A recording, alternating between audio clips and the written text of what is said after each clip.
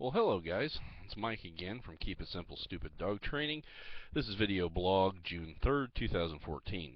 This blog, or vlog, or whatever you want to call it, is going to be to an answer I got on Facebook yesterday. A client of mine asked me what to do when the dog barks or pulls on the leash whenever they see a car. So what we're dealing with here is kind of an overstimulation. I see the car, probably got a little bit of prey drive.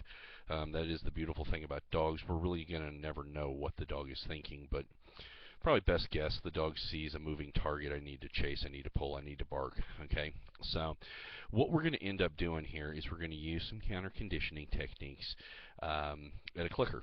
Okay, the clicker is going to be basically a bridge to a reward and a way to change the perception in the dog's mind about what the car equals. Right now, I see car, I pull on leash, I bark, car goes away, I'm rewarded by the fact I chase the car away or the fact that I want to get to the car. Okay, we're going to change that. The first thing that we need to do with a clicker is going to be load the clicker. By loading the clicker, I mean we're going to spend 3 to 5 days before we do any training doing some hand feeding sessions, click, reward, click, reward, click, reward, until the dog starts to understand that the idea every time that click happens, a reward is forthcoming. I joke with the people in my class to think of the movie Jerry Maguire when you see Cuba Gooding Jr. screaming, "Show me the money." When you can click that clicker and the dog immediately flips her head and looks at you in expectation of the treat, you know you've successfully loaded the clicker and you're ready to start doing some training with it. You don't want to just jump into training with the clicker right off the bat without loading the clicker. Okay. The next thing we need to do is we need to catch the look, not the bark. Okay, and what I mean by that is you have to catch the dog before they bark. So when you are on a walk and you see your dog's head flip and they see the car, that's when the click happens. Dog turns around, gets a cookie. We have, in essence, blocked the behavior of the barking. We have interrupted it. We have pointed it in a different direction. It's all about redirection. Okay. The problem with this kind of technique is it's going to take a long time. And the other thing is it's not always going to work. You're going to be late. The dog is going to start barking, and the dog is going to be out at the end of the leash, making a fool out of himself trying to get to the car, and here you are talking to the dog's tail. Well, I got news for you. That's the end that doesn't have ears. The only choice you have at that point is to retreat, move away, get the dog calmed down, and then move back out to the street so that you can once again remember, catch the look, not the bark. Okay? If you don't, if you're, let's say, slow on the click, let's say your timing is bad, and this is where I'm going to make the recommendation: get hold of a professional trainer, at least one session. Let them watch you and point out slow, perfect timing, because it's going to be hard to get right.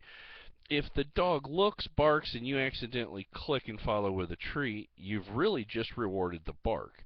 So what we got to do is catch the look, click, reward, and put a block before the bark happens. Okay, we've talked about what to do if it doesn't work. You have to retreat.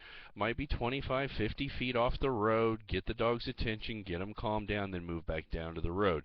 Because once the dog's lost it, you're not going to get their attention back until you get them away from the distraction.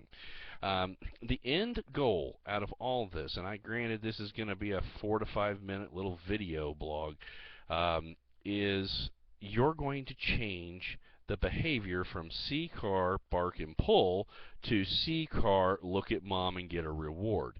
If you make it more rewarding to look at you, get a pat on the head, a treat, a play with a tennis ball. I mean, you can use all sorts of different distractions and rewards to keep them from triggering on the car. You're going to slowly but surely teach the dog that barking and pulling on the leash really has no value, so they're going to quit doing it. Final little thing to think about: counter conditioning takes the longest method. You're going to have other trainers recommend maybe some positive punishment techniques. And while they may promise faster results, I really do believe that using positive reinforcement and counter conditioning will give you more permanent results. Okay, while somebody else may be able to get the results faster, I'm not sure how reliable they're going to be. Once again, just one man's opinion. You have to make that decision for yourself. If you have any more questions, I'll try to follow this video blog up with a written blog as well. You can contact me through Kiss Dog Training or Facebook under Kiss Dog Training. We're on Twitter, LinkedIn, Pinterest. We're all over the place. My name is Mike Deeth. I'm the owner of Kiss Dog Training, and remember, keep it simple, stupid. Have a great day.